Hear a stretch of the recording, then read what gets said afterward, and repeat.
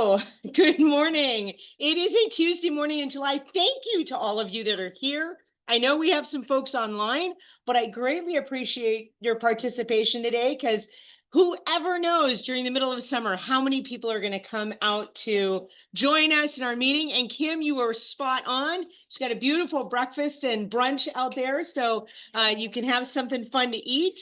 So thank you all for being a part of our office here. I love it. Oops, let's try to shift to July birthdays. We do have a lot of birthdays. That's what Kim said earlier. There are a lot of July birthdays. I don't know what 9 months prior to that is, but obviously it was a lot of fun. Look, we even have some 4th of July folks here, and just lots and lots of birthdays. Anybody in the room with a July birthday? Oh, they're all out partying. They're someplace else enjoying. Good for you guys on vacation. That's right. So we do have some July anniversaries. A couple with the 13 years. I'm guessing they were with the shift from John Hall, but I thought it started next month. So I'm kind of confused. Maybe they joined in the Scottsdale office before we bought this one. Yeah, but I think probably. Oh, okay. So you came over early. There you go. All right. Well, congratulations on your 13 years. That is incredible, Holly. Awesome. Okay. And then we've got, all right. So we have 3 different names at the top of our list. How fun is that? So unusual to have different names up there. So congratulations to all of you.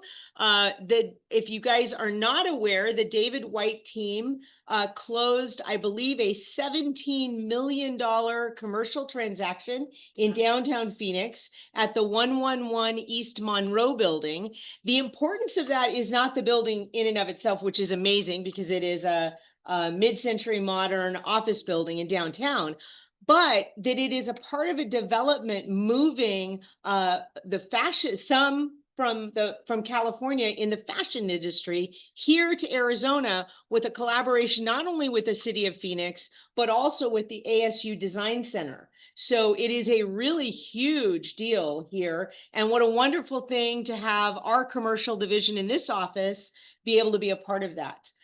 So very, very cool. Yes. So to hear about Joan Levinson's big deal. She literally sold her own listing, double dipped it, double ended it, 15 million. Whoa. This was in an article. Yeah, like yesterday. So yeah. So right. It's just not in the June numbers. Yeah. That's why. Yeah, we'll see it in July. But yeah, she often double dips. And for those of you that aren't aware of exclusive listings, please, if you've got a multi-million-dollar client, don't forget to give a call to either Joan or Josh to see if they have any listings available, because they do have a lot of pocket listings, which you can be aware of. So please reach out and let them know if you have a client that's looking in that area. The Frank Realty Group, they've been expanding their team and have presence now in Maricopa and are seeing a lot of activity down there. As you all know, there's with those new home construction down there, they're getting a lot of activity. And then nice to see Russell Shaw back in the top 3 there. They've been working on some outreach and some web development, and it's starting to pick up steam. So that's nice to see them there. Congrats to all of you on this list. So little differences from last month. So last month we had 113 million, right, in sales. This month it's 68 million.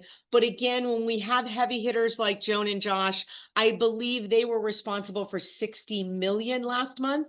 So again, all of a sudden those numbers make a little more sense when you look at the rest of the group here. And we affected 108 lives last month, 96 this month. So you can see, even though it's millions dropped, it's not that many less lives touched. You guys are definitely out there working with a lot of clients all throughout the state, and it is being noticeable, and it's very visible. We had 15 agents last month and 15 agents this month on that $1 million plus. So that's pretty incredible that we are spreading that out. It's not just 1 or 2 agents that are hitting that. All right. So last month we had 10 new agents to the office. I was hoping we'd have more. And this is actually prior to this, but last month or in June, we did have 2 new agents join us. That special that was running, I have not heard of any extension. The minute I do, I will let you know. But I think that offer, the 20th anniversary special is gone. But remember, anytime you refer agents, and I believe that's the next slide, you still, when you refer 3 of them, you do get a year for free. So don't forget about that. It is, possible, and it's something we would love if you've got somebody looking for a new location, and a lot of people are struggling where they are. So give them a call, see whether our tools and resources might be a benefit to them. Be happy to show them what we've got. I don't know how many of you are going to go to the summit. Please, Lloyd's going to go. Awesome. Oh, you're going to go? Awesome. Fantastic. It is going to be amazing. We have both Tony Robbins and hopefully you saw the note that we have Brian Buffini.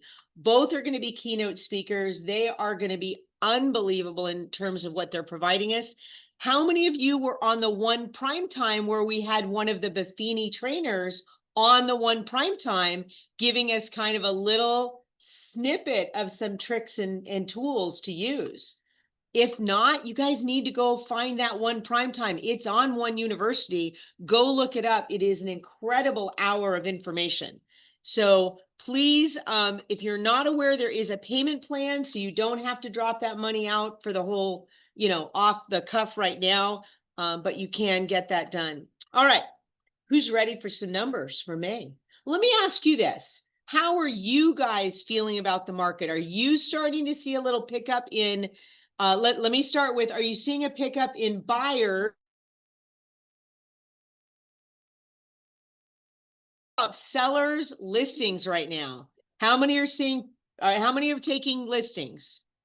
Yep, a couple more listings, right? Now, not uncommon this time of year, right? Because it is the summertime, kind of at the latter part of the summertime, right? Why? What starts next month? How early does school start here in the PV school district or Scottsdale school district? August 5th. My teacher over there is telling you, she knows the date. Yes, August 5th, PV school starts. I don't know if Scottsdale's the same, but usually they're within 1 week of each other.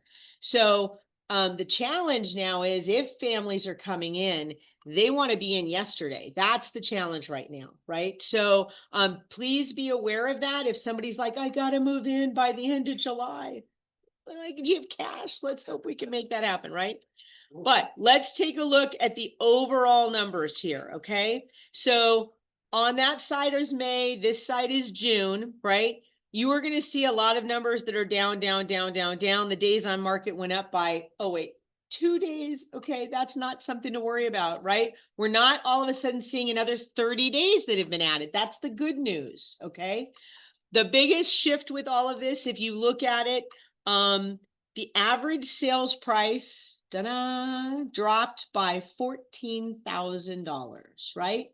No surprise. And what is not visible in that number that we all know about?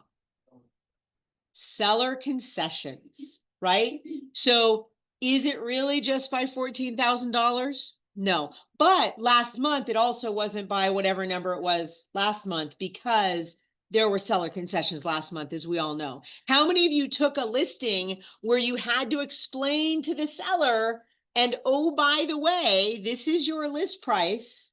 Now, please remember, you're probably going to be providing seller concessions, rate buy downs, something to adjust that price down because buyers are demanding that, right? How many of you are doing that? Let me just see a show of hands, okay? How many of you are having that conversation with a buyer that these are things that are going on the market, that are happening on the market, right? That buyers are asking for these things. Now, why should you have that conversation when you first go out with your buyers? Give them more power. Gives them more power. What else does it do? Opens up their options. Does change their price point, but what does it help you with? Yeah, they get closing costs, but what does it help you with down the road? What happens if you show a Realty One Group property? Right? So if you become in a situation of limited representation, but when you've first gone out with your client and you've had that conversation of what buyers are asking for, and when all of a sudden you have to be limited in what you can say, come on down, Roberta, there's plenty of seats. When you are limited in what you can say, and you ask your buyer, what do you want to offer? And they don't talk about closing costs to you, and you're like, because can you have that conversation now? No. Because you're now have to protect both sides. You can't harm either side. Now, that is, some would say that is harming your client. Yeah, but you should have had that conversation. They needed to know, because again, you can't steer them on what price to offer, right? Think about it that way. Right? In that price, you've been talking to them, and all of a sudden you're in limited representation, and they say, well, do you think I should offer this? What do you want to offer? You tell me what you want to offer. Same thing. You can't all of a sudden go, well, you could ask for 3% in closing costs. You can't do that. So you need to have the conversation up front immediately. This is part of what you're providing your clients, right? Your buyer agency is talking about what they can get as a buyer right now. What's their leverage? That's part of what you're going to share with them to make sure they know the market conditions. And you're going to look at comps, and you are going to show them on the comps if people have had seller concessions. You absolutely should be showing that to them. You can't hide that, okay? But you can't say, and you can ask for. Because all you can ask them at that point is, what do you want to offer? Right? So make sure they understand they should be asking for ... right? So again, it's not visible there. $14,000 drop in price. Sold.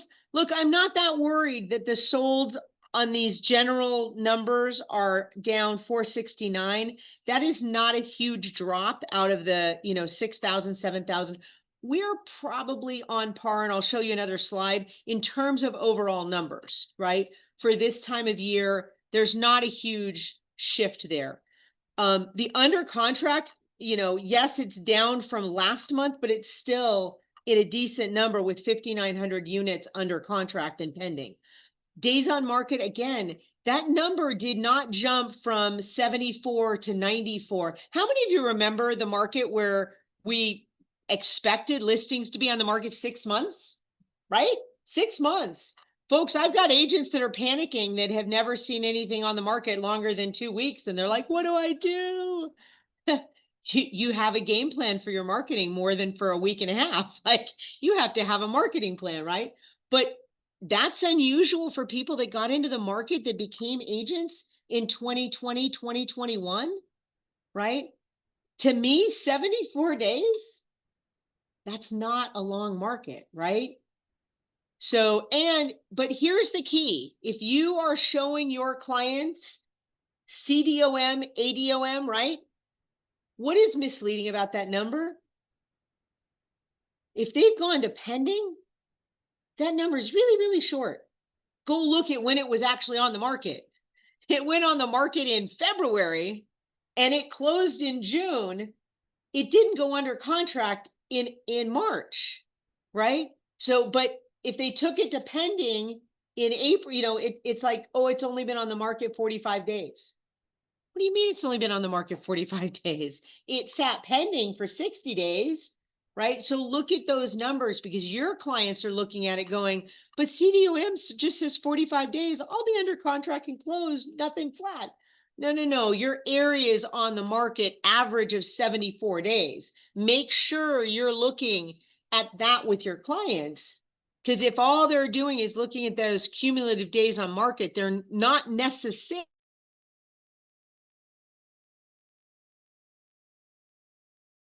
TOM stops the clock, right? So if anything's happened in there where they've stopped the clock, those numbers are not matching up to that. And I found that out the other day when I was looking through, and I'm like, why did these numbers are way fast? And then started looking at, well, when did they go on the market? Right? So please remember to look at that. So actives, here's the big number, right? 25,626. Well, look, I think I'm going to jump down to this, right? Down at the bottom there, 25,626. I think I had 2013 up there that may have had a 26, right? Because if you look over on the side, we have got 25,000 in May of 2014. And maybe April of 2014 had something close to 26. But right, we're pretty close to May of 2014. That was the very bottom of our market. Now, one very huge difference between May of 2014 and today. Can anybody tell me what that one huge difference is? Yes, interest rates. Give me another one. Anybody guess? Make a guess. Leave. Ending of the short sale. Ending of the short sales, yes, but what was the big difference in those properties? Anybody remember?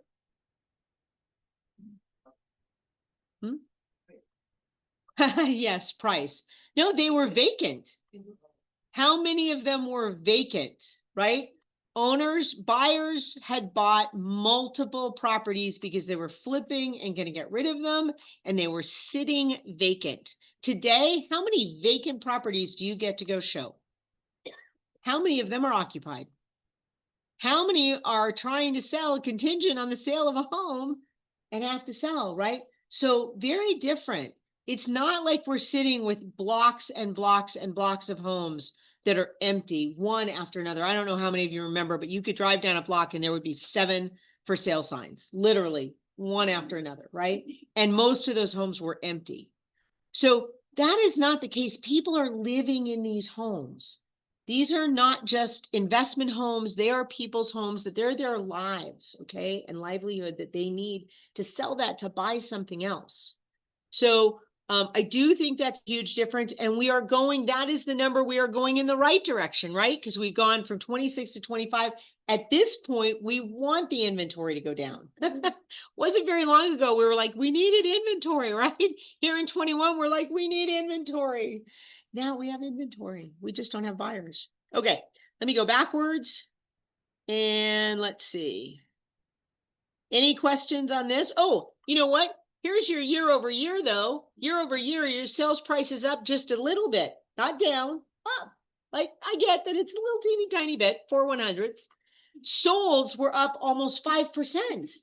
That's incredible over last year, right? So you think about that, that's a positive shift.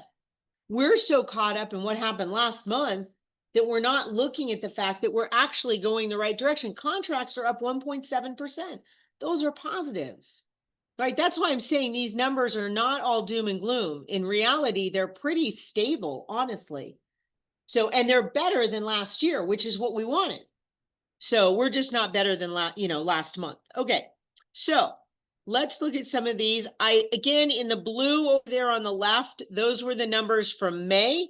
And the shift, the top section we'd already gone over. I don't know why that just doesn't disappear. For folks at home, you can see it, but for some reason it won't disappear. There we go. So you can see almost everything is down. Maricopa County actives are at 18,825 compared to the actives of the entire market, right? That's, if you click into ARMLS, there are 26,000 active listings. Now, some of those are $1 listings if you ever look at it. So, and they're all over, right? Including now Sedona. So I'm trying to make sure we're focusing on Maricopa County. 18,000 listings that are active. That number is down 882. That's a positive. We want that number to creep down a little more. Single family, 14,000, again, down 625. UCB, CCBS pending, 4772, which is down, it's about 600. Coming soon, no matter, some people use it, some people don't, but remember, I'm only getting a little teeny picture on the day that I pull this. It could be different in 2 weeks, a day. I mean, it's so random for coming soon. Most people are not doing coming soon for 30 days, so it's pretty hard to see that one. Sold last month, we're only down 365 in Maricopa County. That is not a huge shift. I would have loved to have seen, the 42. I would have loved to have seen that higher, but obviously that's not what happened. And the reason for that is June is kind of that sweet month for those families, especially in this area. When we look at the bottom one, trying to get those sold for people moving in with kids, right? Now, 10-mile radius, 40, 40, where are we? 40. I did not update the 10-mile radius. Do not look at those numbers. I did not do those. So here, I'm going to switch to the next screen and I will tell you what happened in the 10-mile radius. If I can go past that screen. What happened? There we go. Okay, I'm just going to sit here for just a second. So 10-mile radius, actives were down in general to 4788 in this area. That was only down 307. Single family was down to 2600. That was only down 156. So single family, not a huge drop in the numbers of actives. Single family UCB pending was at 815, which was a drop of 70 homes. So again, these numbers are also kind of tight. In terms of all UCB and pendings, we were at 1275, a drop of just over 100 units. So coming soon, I'm just going to skip that. Sold, we had 1148, which was a drop of only 92. Again, these are under 100. Single family, it was at 765, which was a drop of 53 units. So not a huge shift locally. Things are pretty stable right in this 10-mile radius. So, we'll keep an eye on that. If you guys are not aware, they do this slide. It is given to you every month. It's in the newsletter that gives you the slide deck, all of the monthly market reports, and it includes, if you see that market snapshot on the side that says social, that's what the social looks like. You can grab that and send that out, and you can say, would you like to know the price of your home? Please contact me. Or would you like to have more information about your neighborhood? Right? Because we can see the more you drill into your neighborhood, the more information you can provide your clients. All right. So right now, this is going to show you, and it's up on the side there. The sales price decreased only by $5,000 in Maricopa County, right? Single family homes, decrease of only $5,000. Okay. Not a huge adjustment at $500,000. Okay. Wow. 1% drop, right? Not much when you're considering most sellers are giving between 2 and 3% regularly on their listings, depending on location. Depending on location, list prices decreased $10,000 in Maricopa County for single family homes.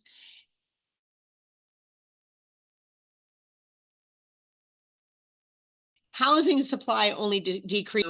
I did 2/10. It's actually 2/100. I wrote that wrong. So, but you get the idea. It's not a huge shift here. And if you ever want to see this slide, just let me know, because it kind of tracks over the year where we've gone. 10-mile radius, you'll see that the median sales price decreased 20,000 in a 10-mile radius to 700. Notice how we went from 500 to 700 as our average here in this 10-mile radius. Again, I mean, I'm almost tempted to take Paradise Valley out, but we still have all of Scottsdale, right? You got a huge section here in this 10-mile radius because you've got most of Scottsdale and all of Paradise Valley, right? So the median list price decreased $60,000. So that's a big jump. But the supply was 4/100ths of a shift. Again, that's not much of a change in days on market. The days on market are sitting pretty stable right now. Question is, as we go into our slowdown, are people just going to take their homes off the market? Are they going to sit with them on the market? What are they going to do if we don't get buyers up and motivated, right? Now, how many of you working with buyers, are they excited because they can leverage money against the seller right now? Right? So talk to your buyers about those. This is again the 10-mile radius. You can see that shift 720 to 700, 859 to 800 basically. So, all right. Let's talk about care. It is that time of year. We're going to do the same school drive we did last year. We're going to work with Melissa Gasper, who has been working with the Foster Alliance right here. It's just, I think it's on Thunderbird and 32nd Street, or Greenway. Thunderbird and 32nd Street serves our most vulnerable here in this community. And you can see a variety of needs. Melissa focuses with actually with her past clients and goes to our clients and asks them to help donate to backpacks. We're going to do the same thing. We've got a whole list of things that can be brought in. You can go buy backpacks, fill the backpacks, or buy a whole bunch of school supplies and somebody else can buy backpacks. We're going to donate them all so they can put them together. Also, back to school essentials, believe it or not, socks, underwear, shoes, clothing. So if you have, I would say very gently used shoes, otherwise those things should really be new. If you would please donate those. So, and again, look at the most needed school supplies. We often get the, pencils, pens, crayons, and markers, but there are a lot of other things that are more critical for students that they don't tend to get donated from big companies that will donate these basic supplies of the pencils and pens and crayons. So we're hoping that you will make those donations. We'll get our boxes up front. If you're going to be bringing in a lot more than that, let us know and we'll make sure to set aside some space to stock that stuff up. Okay.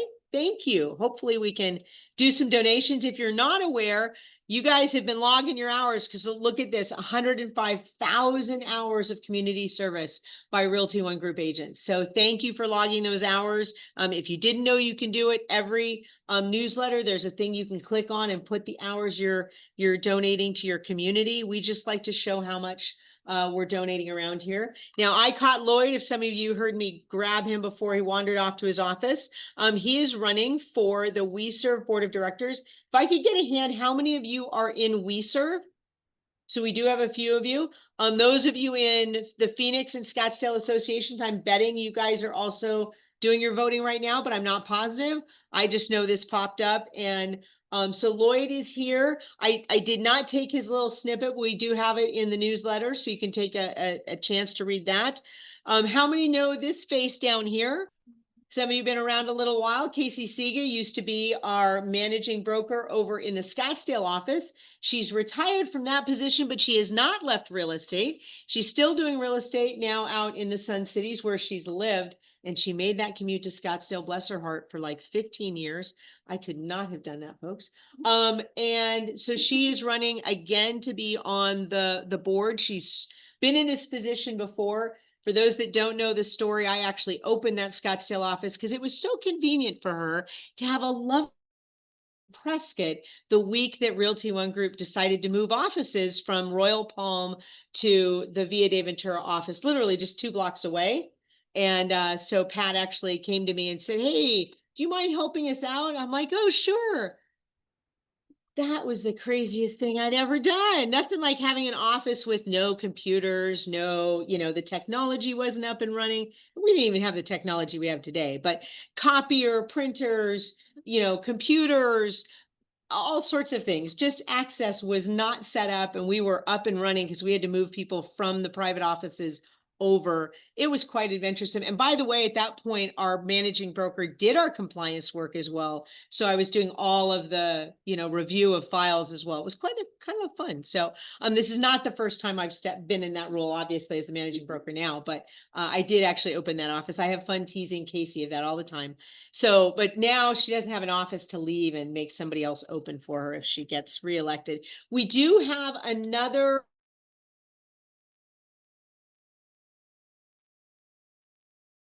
is no, he's out of the East Valley. So you will see a third Realty One Group, but please, I think the link is not working. So if it's not, please, if you're We Serve, go on to your We Serve membership and please do vote. I actually don't have a Zillow update. This is here. I saw something that said it doesn't go into effect for till September. I'm still puzzled. Has anybody had an issue with Zillow? Is any, yes? No, it should be my coming soon, it's actually directly. There was someplace I read that they're now doing that 3-day, you get, or 3 strikes, so they're gonna notify you. I have not seen that. Roberta's gonna hand out some information about this AI strategy and mindset to help agents lead in the AI era. How many of you are using AI? Can I see a show of hands? Okay. Do you understand that means you can go to ChatGPT and you're like, how do I do this? Right? I mean, some of you that did not have your hands up, have you ever tried ChatGPT? Nope. Okay. I heard that GPT therapy is a lot of fun. Actually, I've heard of people doing that. That is not a joke. Right? Very helpful. It is actually, so, but if you are not using it, you need to take a look at it. Now, that I'm going to give you with a caveat, you need to read what it writes. Don't just copy and paste without reading it, okay?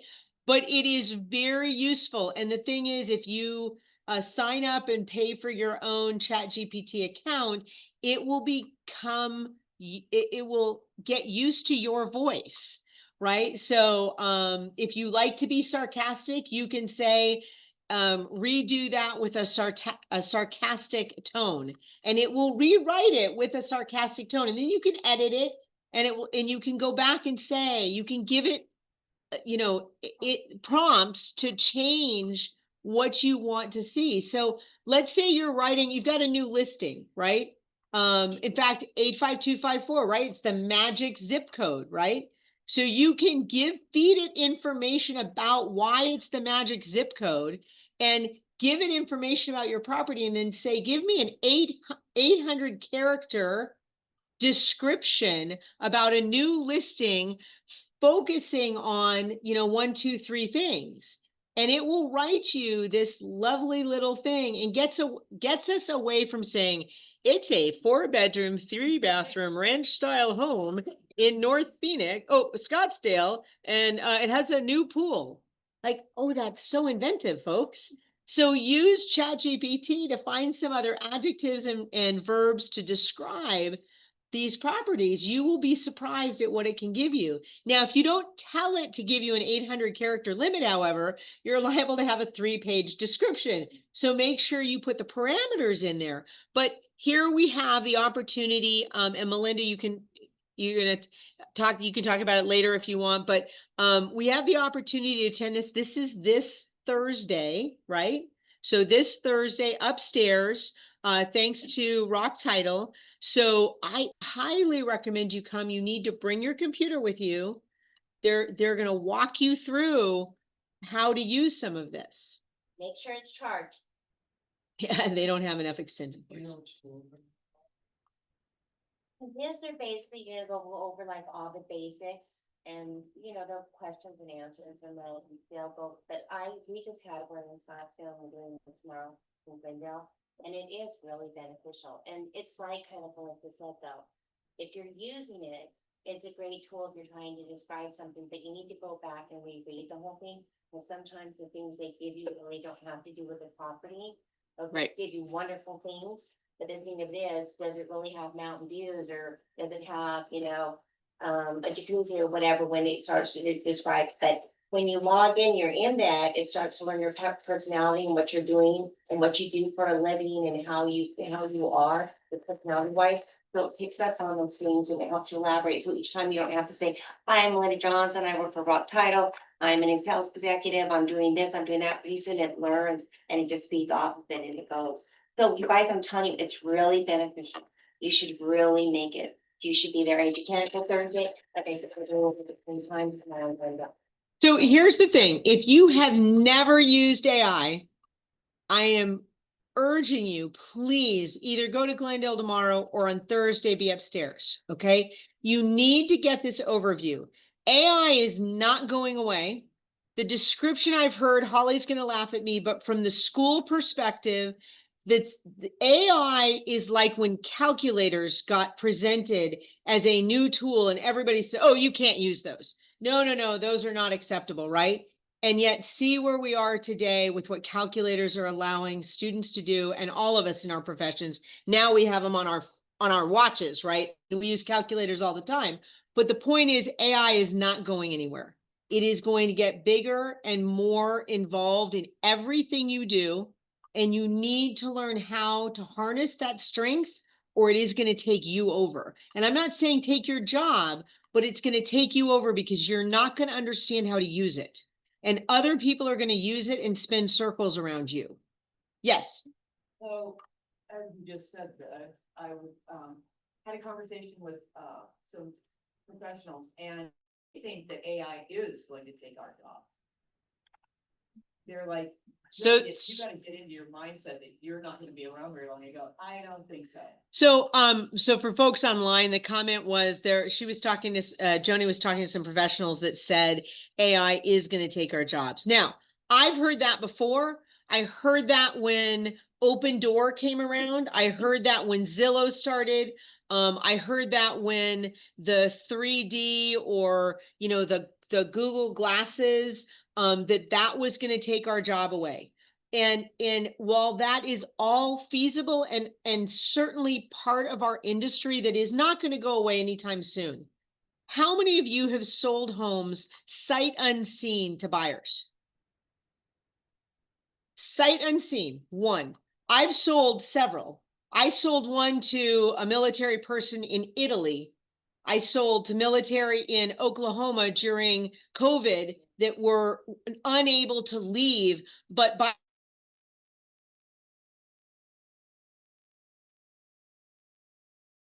so they had to buy a home before they could even get out of Oklahoma. And I will tell you, the hardest part about that is that for all of our pictures and for all of our 3D stuff we have, and even there are people going to the Google here, walk through the home, right? It is not the same thing, okay? That is not going to go away. People want to feel the home. They want to walk through the home. They want to see the neighborhood. They want to know what it feels like, smells like, sounds like. That for all of that technology does not deliver the real experience. So while yes, there will be some that will go ahead and do that, there are plenty that are never, ever going to buy a home that way. Okay. So I do agree there, you know, just like when Open Door came out, there will be people that'll just go, look, there's a sign up. Let me just press the numbers in. I'm going to go in and all is well. And how many people also walked in and there was somebody, you know, in the house that shouldn't have been in the house. And, you know, they ran out because they didn't want to encounter a person in there. So yes, there are upsides and downsides. I do believe that it's not going away, and I do believe some people will buy homes that way. But for the rest, you need to be using these tools, right? And do I think anytime soon our industry out? No, I don't. Because too many people want to feel that, right? How many people have you shown a home to and they go, wow, this is not like the photos. Like, that's not what I was expecting. Exactly. And as long as that exists, Yeah. oh no, it's been the other way around. I've had people walk in going, wow, this looked a lot worse in the photos. This is beautiful, right? And that's the reality of it, right? You don't know which way it is. I wish you could say, well, you know, most photos don't quite do it justice, or you know, well, we can tell when the photos are from a phone versus, you know, the professional photos. But no, no. And the comment was most of us don't show anything about the neighborhood, right? And oftentimes, you know, when you have overhead shops, they may also be cautiously chopped or, you know, blinded, right, to keep things out of view. So, you know, you just, Joni, I agree that it is something that we will eventually have to worry about. But right now, Arizona has, what do we have, 70,000, 60,000 realtors, real estate professionals in this state. There is still plenty of business out there. We still had almost the same number of homes as last year sold in this area. That hasn't dropped, right? It's not like we're not a part of all this, because those are on the MLS. Maybe if we went and found how many were sold without using the multiple listing system, right? It'd be interesting to see if that number is changing. All right. So I hope you can join us. Friday, I teach the establishing your brand in farming first thing Friday morning, and then the GPS goals, prospecting and systems. For any of my new agents on the line, please, please, please join us for one or both of those.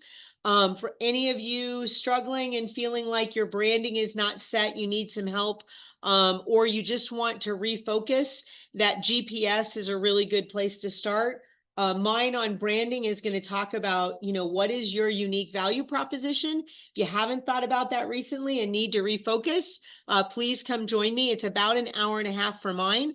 I'm guessing the 1 o'clock is about an hour to an hour and a half as well. So, and those are free. So, one prime time this Wednesday right here, we will have the one prime time streaming here on the big screen. They're talking about our new One University. How many have opened the One University in the last 2 days? 2 days. Did you see the new? It's all new. It's all a whole new platform. Now, the library is there, but the platform has been modified. They've just, modernized it. And they're going to have some new categories and things that you can go to look at some of more access, and I think easier access to the coaching that's out there and the different training from the One Primetime sessions, etc. So please come see what's new there. Then Rock Title is once again giving us 3 amazing presenters in July, July 9th at 1 o'clock. And these are on Zoom, but with a live instructor. They're talking about rituals and routines for peak performance. How many of you have a set schedule? Does anybody have I don't look at me, but how many of you have a set schedule? Anybody do a regular routine each and every week or every Monday or Tuesday? So that's the idea, is if you're using that science behind those routines and utilizing them to benefit your job performance, right? The 16th, winning the buyer presentation. Now is the time. If you have not polished your buyer presentation since August, you certainly should have done it by August, since August. But if you haven't, here's a great opportunity to hear Jeff Zimfer talk about your buyer consultation. I highly recommend, even if you don't go to this, please make sure your buyer presentation is up and running. As I was talking about here, you should be talking about what the market conditions are, what you're providing to your clients. Don't give them the market conditions in your buyer presentation. Once they sign up, you give them those tools, but that's part of what you provide, right? So then on the 23rd, get more listings by attracting downsizing sellers. I think that's the biggest challenge in our market right now, is a lot of the downsizing sellers are hesitant to downsize, right? Because their interest rates are so low, they don't want to jump. And so that's the challenge. Now, the key is, if you can get the seller to help buy that interest rate down, they may not be in as bad a position as they think they are. And you might be able to help them to make that shift if you can get somebody to buy the interest rate down for them. Does that make sense? Okay. So, and Debbie DeGroat is the one that will be teaching that. This is just another one showing those dates.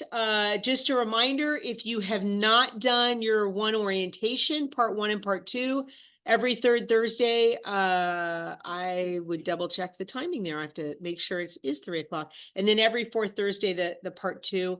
How many of you are using SkySlope forms? A couple of you, the rest using Transaction Desk? Okay. All right. That's not surprising. Okay. Next Tuesday, I'm going to come back and talk about OneSuite. How many of you attended one of the 4 classes we just had? We live streamed them. They were taught by one of our presenters. What I'm going to do is probably pull out some snippets of some of the modules that they recommended. Those of you that attended, how many of you learned something about the tools you have? A lot. How many of you are using the one app?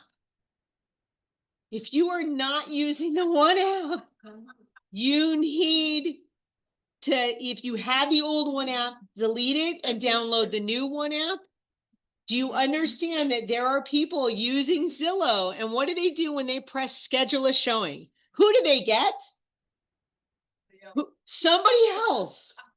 If you give the one app to your clients, they don't need Zillow on their phone. So is this one app actually better? Because everybody that I gave it to was like, we don't search for that, John, you're not, but they like, no, it is crap. Every time I've opened it's amazing. I opened it in California last time I was there. Are you talking about the new one or the old one? It should be the new one. When was the new one? Months ago. No, I don't have apparently that one, I'm not sure, but that was not something that any of my clients would really search on, and I was Okay. embarrassed by it. Yeah, you need to go check it out, Joni. So yeah, I'm serious. Go check it out. Yeah, you need to go. It's pretty amazing. So, but you need, if you guys did not attend the one suite, we gave you all of those classes that those 4 sessions. I learned something in every single session that was unbelievable, that I did not know even existed in our systems that we get for free. Those websites and how they interact, your one suite, how you can actually do your searches for your clients on the one suite instead of MLS and set them up for automatic drips. And it's all connected to you. So you can see what is happening with what they're doing on those searches. It's really, really amazing. So please take a look at that. All right. House Amp, we got our own custom presentation. How many of you were here when House Amp came and presented to us? They were incredible. They also did a presentation that Rock Title helped sponsor. Does everybody know what House Amp is? That they can pull out of their home to help fix it up in order to sell it.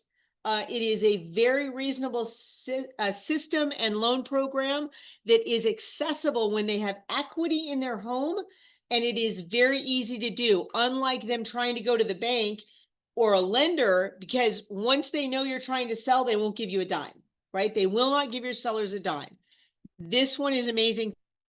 Not here for that House Amp presentation. I recommend you jump on to this July 15th seminar that talks about it. It is a very cool service that you have available. How many of you are joining me at the Arizona Realtor Association's Women's Conference on July 16th? Anybody going? Stacy, are you going? No, not to this one? Maybe? Okay. It's down at the Avion Center. This is, they always put on a really good conference, so hopefully some of you will join us. All right. We're going to talk about our partners here. One of the first, and you guys are not getting up at this point, I have you later on, but I love this slide. Sorry, they're about to jump up. I thought we'd been on the whole time. I can't say nothing. We'll let you talk, Linda, I promise. I keep telling her she can't move here. So if you're not using Rock, they really do provide us a lot of different things. Obviously, we've talked about the classes that they're providing us, which is really amazing. And they do also help us, obviously, in their escrows. We've got both Art and Melinda here. I'm sorry, Roberta here. Melinda gets us all of our marketing materials. But okay. Let me show you, this is their 50% off. Moved these slides around, I'm sorry. I was meaning to start with Kim here. So Kim, come on up. Okay. Thank Kim for our lovely breakfast. Thank you. And lunch, you can have lunch too, it's a brunch. And just real quick, I wanted to say, Chat GPT. So that's my new Google. I have the $20 a month paid for version of Chat GPT, and I use it literally for everything. I had a girlfriend that I knew in a past life. I hired her, and she's in the same industry, and she came to me and said, I want to ask for a raise. I don't know what I should do. How can you help me?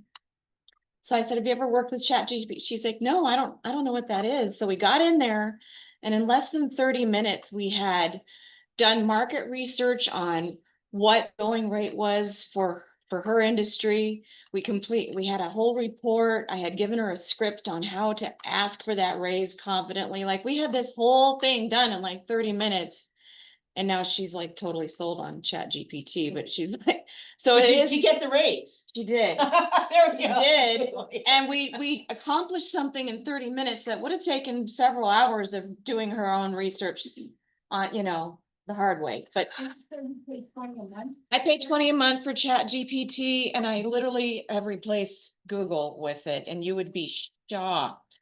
You know what I wanna say is you guys Shocked. that are teaching this class, and I've Yeah. watched numerous of, they're telling everyone in the class not to pay for the higher version of, GPT because, AI, because you don't get much more than when you just log in and get an account and they teach you how and they show you all that. So they were against that. They asked how many people had paid for the higher version. They said it really wasn't necessary. So when you come to the class, you can ask for The, it. the reason I do is because you're only allowed so many Yeah. prompts per day or each time you use it and they'll kind of like, oh, you've used your free prompts, we're kicking you out. So I use it a lot. So I did pay for it and I did sign up for your class with my husband. So anything Yeah. he takes, I take. So why not? But anyway,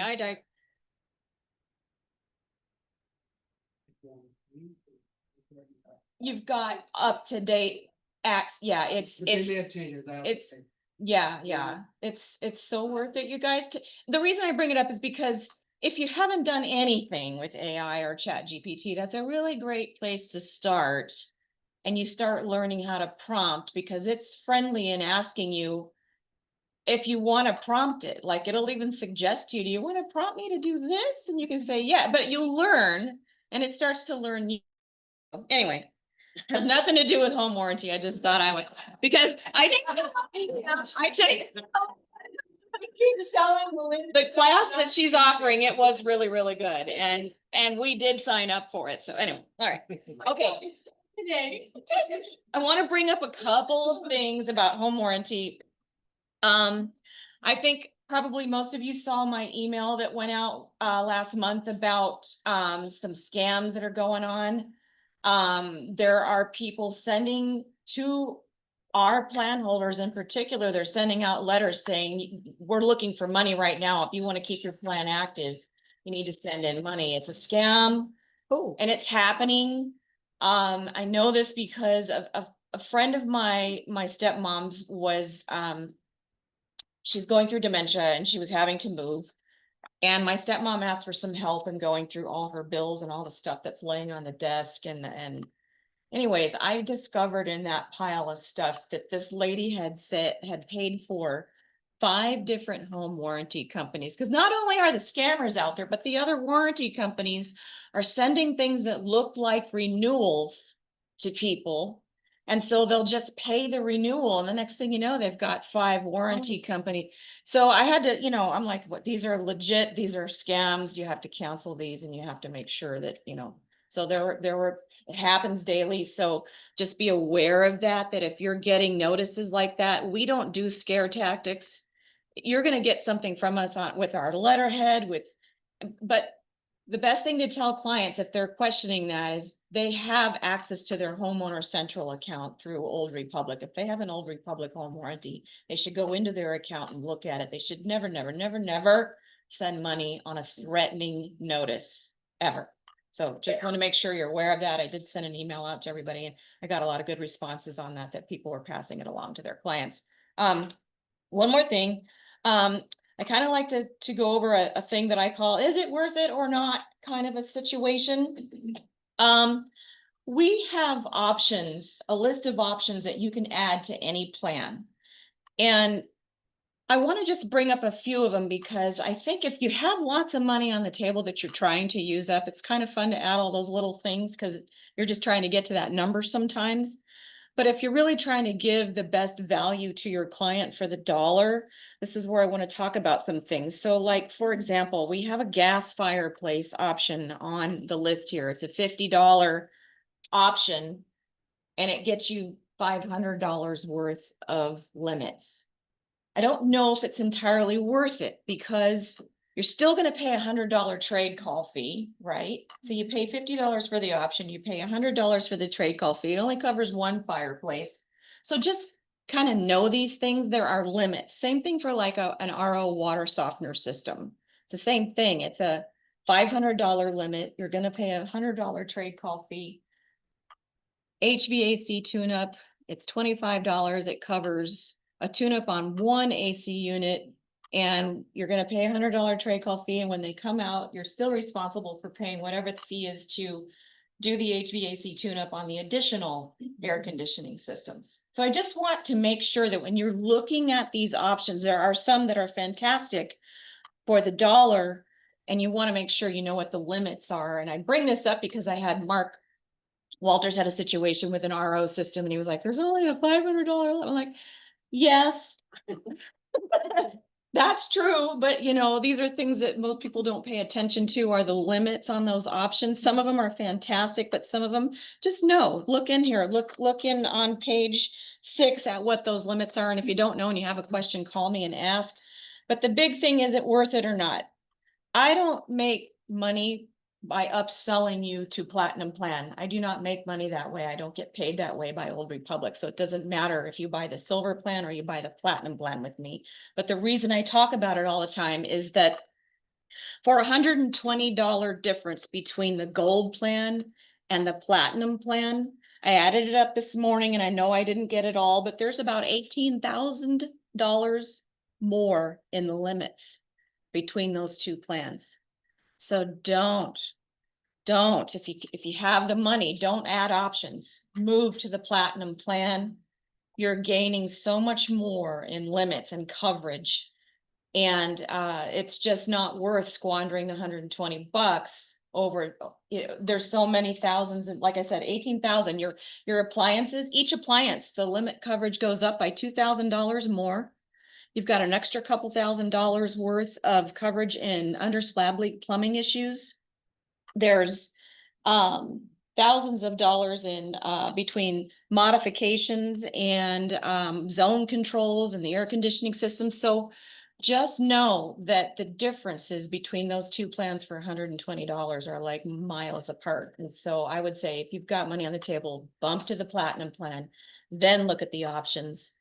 And as a core, and the emergency lodging portable AC thing I always talk about, because it's hot right now, and when things die, people are uncomfortable, and that little option is really nice to have. It's a $75 option, and it gets your client up to $1,000 worth in reimbursement towards hotel stay and or purchasing portable AC units.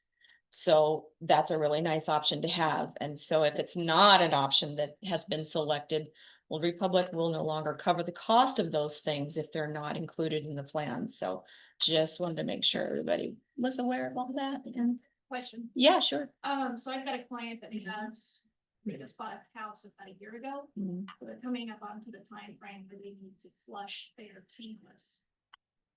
We did buy the plan for you. Mm-hmm. Is that, would they get a service call for that? No. Absolutely. Yeah, maintenance definitely is never covered by warranty, with the exception of a couple options like the HVAC tune-up. I think there's a garage door tune-up too that's included in, but maintenance, no, unfortunately, it is not covered. So, but it's a great question. Yeah. Anybody else? I'm curious, how much more expensive is the Platinum compared to the basic one? The math, 455 is the Silver Plan and 750 is the Platinum Plan. And the Silver Plan does not include washer, dryer, or refrigerator, just know that. So that's something that you would either want to add in, and by the time you do, you might as well go to the Gold Plan, right? So ever any questions though about options and limits, let me know. I'm always happy to answer those questions. Thank you. Thank you. Yeah. Look, and I think I have your other slide up here with the puppy dog. So you can learn more. You can grab that QR code if you need to. Okay. Look, Barb is not here. Barb, are you online? I have no idea.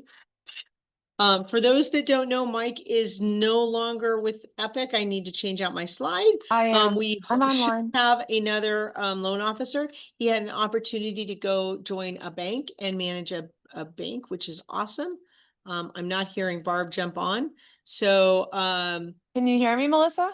oh, yes, I can. Hang on. Hold on. Let me get to volume here up. Thank you for jumping on. No problem. Great meeting. Hey, go ahead. Hi, Barb Spitzak here with Epic Lending. Just we're here for you guys, whatever you guys need with the all-in-one loan. I'm actually closing a one-time construction loan for 1.7 million this week with the all-in-one. It was a huge savings for my clients that are building. So if you know anyone that's wanting to build, we have some amazing products. And our list and lock, we've had quite a few realtors use our list and lock program to grab attention with marketing for their listing to stand out amongst the rest. So please reach out to me if you'd like more information on that. Yeah, who wants to be able to advertise that their listing is at 6% instead of 6.75? You can do that depending on the price point with the list and lock rate lock option. Your seller has to be willing to contribute 2%. But there's a whole calculation that the system shows you how to do, and a lot of marketing that comes through from Epic in order for you to promo even a little video and everything on the property. You can use a reel, Instagram, Facebook, all sorts of stuff. It is very Melissa, cool. they Yes. can do a minimum of 1%. Oh, okay. And we contribute 1%.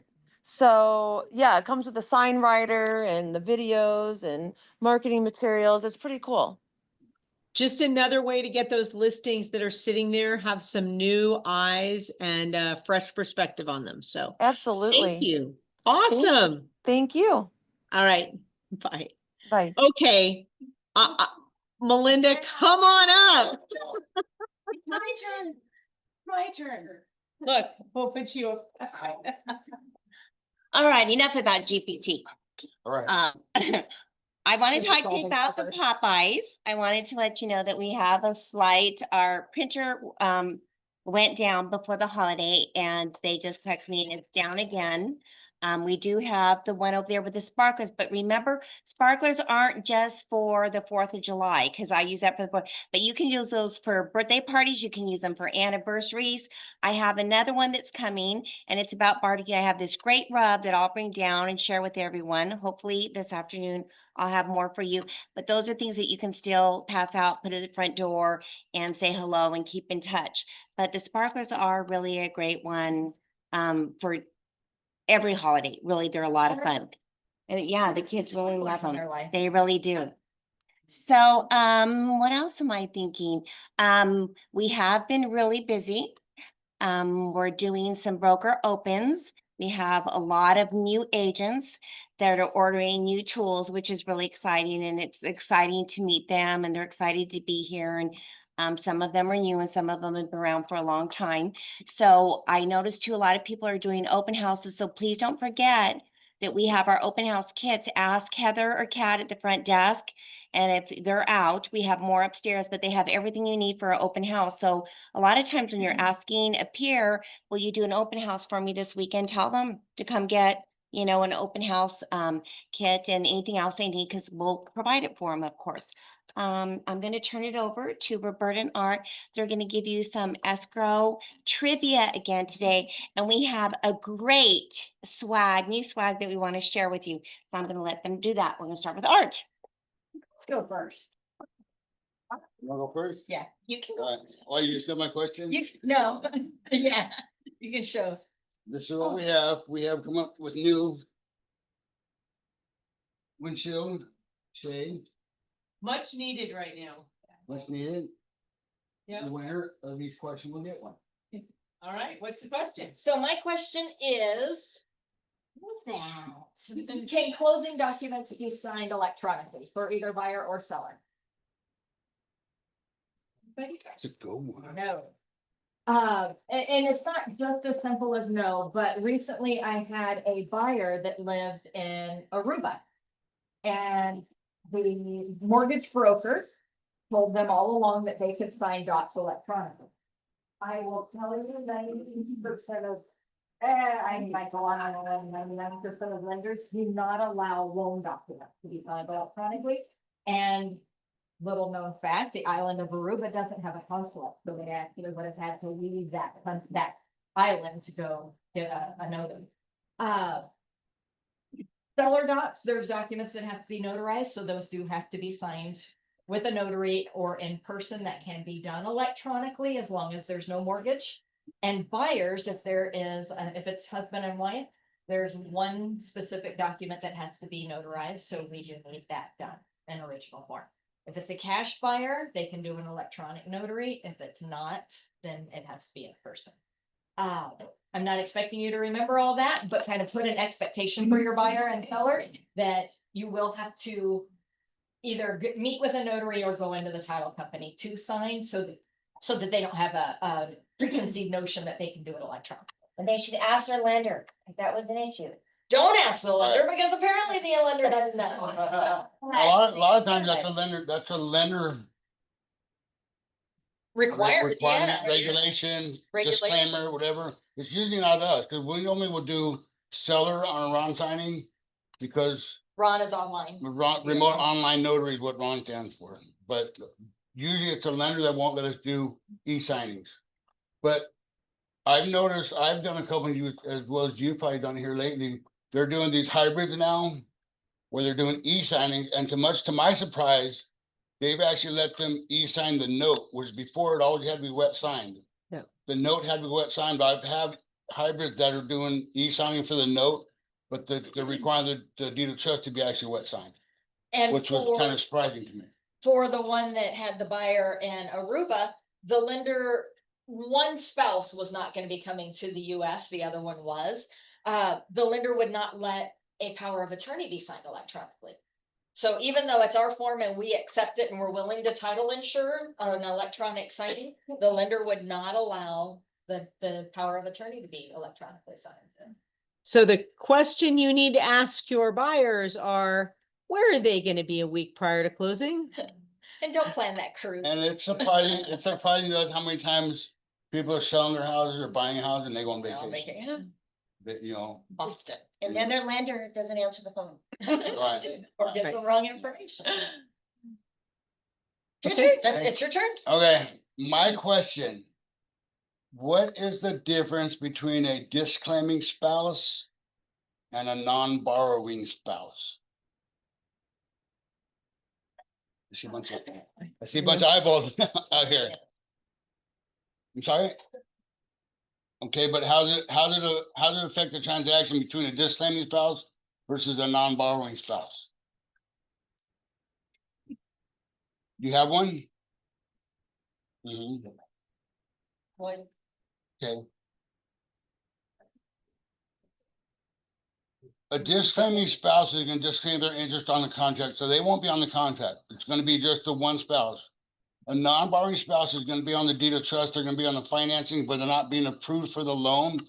But they have to be on title, so they have to be on the contract to be on the deed of trust. They'll be on title and the title the deed has to match the lender's deed of trust. So they'll sign the deed of trust, the deed to the property.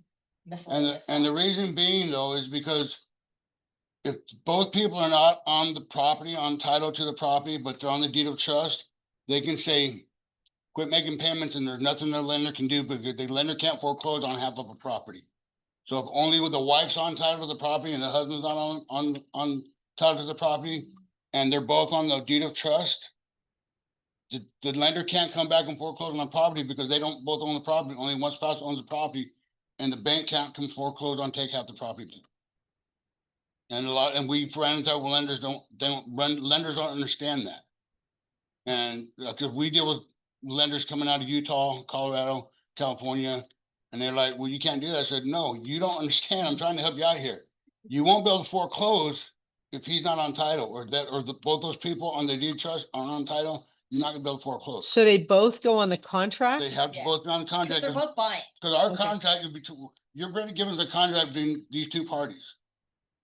And we can only do it with these two people, only these two people can go on title. Cause that's what our contract says, to put this buyer, whoever this buyer is and the seller is. So if it's Jane and they wanna put John on there, John has to be on the contract, cause right now, our contract only between Jane and the seller, not Jane and John and the seller, just Jane and the seller. Gotcha. Yeah, and I've run into that most of my experience in escrow. A lot of people don't quite understand that, because it's like, well, then why give me a contract if you just want me to throw somebody on the title that's not on the contract? Marie?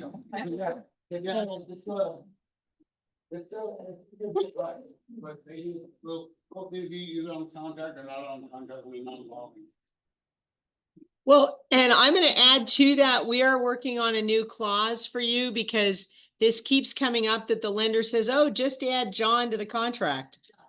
Just add John to the contract, okay? You can't just add a name to the contract because they have to agree that they've, where is it in the contract that they're being added? What has occurred? What still has yet to occur, right? So they have to agree with everything up to that point. And they have to have received copies of all of it. They have to agree that that's they're accepting the inspections and the binders and all of those things. So we're working on a small version of that, so it's not 6 paragraphs long. So we're working on something to help you out on that. But often what happens is the lender will say, oh, just add John to the contract, or title will say, just add so-and-so to the contract. For their purposes, it does not matter to them. The problem is they don't operate our contracts. To our contract, it does make a difference, yes. Yeah, not only an addendum, but the addendum has to be more than buyer number 2 shall be John Smith. No. Then, Right. the contract.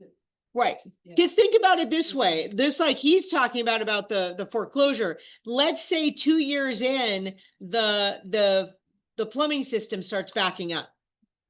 And this new buyer number 2 is like, well, I didn't know there was an issue in the inspection. If I had known that, I would have done, the seller's responsible for that. It's like, well, wait a minute, you jumped on midstream, all that stuff had already been done. Well, I never received copies of it. You didn't give me copies of it, right? I mean, it makes it very scary that down the road, somebody could all of a sudden say, I had no information about that. You didn't provide it to me, okay?